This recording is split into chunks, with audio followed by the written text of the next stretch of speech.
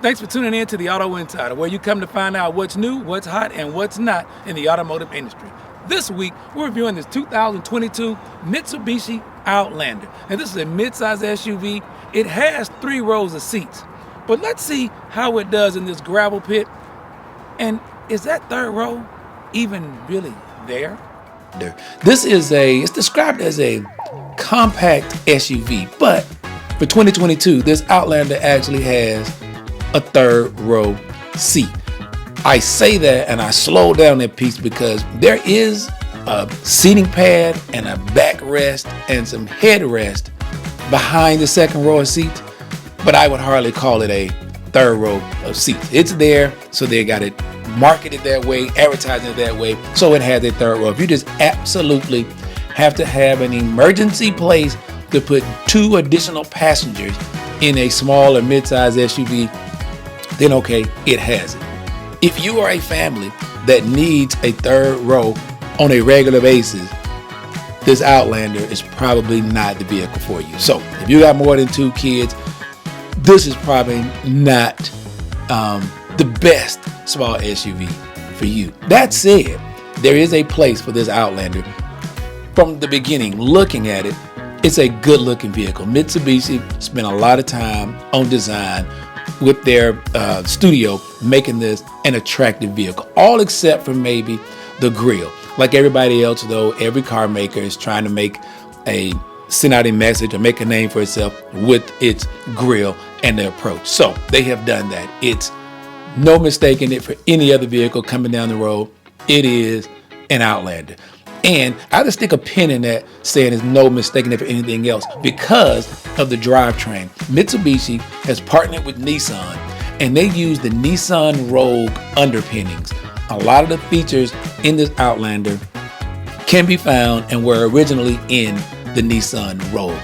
And this SUV is a little bit bigger than the Rogue, and trying to keep it on that same 2.5 liter 4-cylinder engine that's in the Rogue with the third row, I think was a bit of a mistake because it is starving for power. It puts out 181 horsepower for this vehicle. It feels like it can't get out of its own way.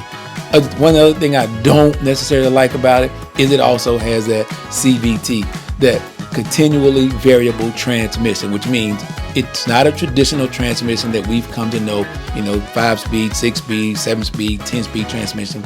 Only has 1 gear. So when you have to accelerate in this Mitsubishi Outlander, it feels like you're putting this engine to the test. It always feels like it's under a strain. Really think at some point Mitsubishi is gonna have to get their own drivetrain, their own power plant, and make this thing more powerful if they really want to be considered a formidable SUV out there on the market today.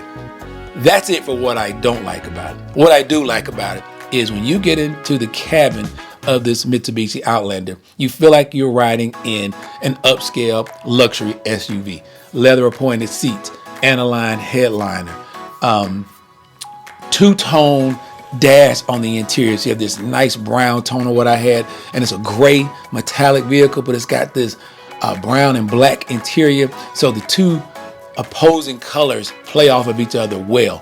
Quilted stitching in the door panels and the center of the seat. So when you open the door, it looks like you're stepping into a luxury vehicle. Everything is set up, and you can tell Mitsubishi paid attention to what they were doing here. You have Android Auto and Apple CarPlay, which means you can sync up your smartphone and they play seamlessly with the infotainment system. Wireless charging, multiple USB charging ports. You have keyless entry, you can have remote start. You can start the vehicle from the comfort of your home with your remote. You have, on the one that we had, it has a heads-up display, which gives you your speed. It identifies traffic signs and signals that are coming up. And you also have safety features like your lane keep assist, your blind spot warning. So all those features you have the smart cruise control, a lot of the features that we have seen on the Nissan. And all those safety features work well. You have the dual climate control. You have heated and ventilated seats for both front seat passengers. Leather wrapped steering wheel, thick leather wrapped steering wheel.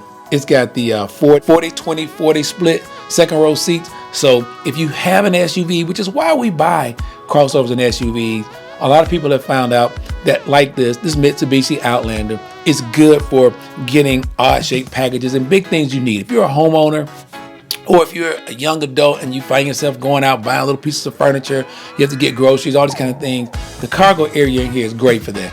You have the keyless remote that opens the cargo. You have the third row seat that folds flat into the floor. And you fold the second row down. Then you have tons of room to get things in. And there's also great cubbies and places to put things away inside of the SUV. You have second row USB charging ports. So little ones in the second row have all the capabilities of keeping their smartphones and their tablets and their entertainment charged up for a road trip. And this is one you could probably take a good road trip in, because even though we don't like this 2.5 liter 181 horsepower 4-cylinder engine in this SUV, it does get good fuel economy. 24 miles per gallon in the city, 30 miles per gallon on the highway for a combined 26 miles per gallon. And believe it or not, even the way I drive, I still was able to get right around 25, 26 miles per gallon driving this vehicle for an entire week. You have forward collision warning, you have available blind spot monitoring with rear cross traffic alert, lane departure warning with lane keep assist. So this vehicle should be a relatively safe vehicle. It should be one that you could enjoy. The only issue I have with it is the power plant. And I want to always be clear on that, because I'm not a fan of the CVT transmission. I prefer to see a standard traditional transmission.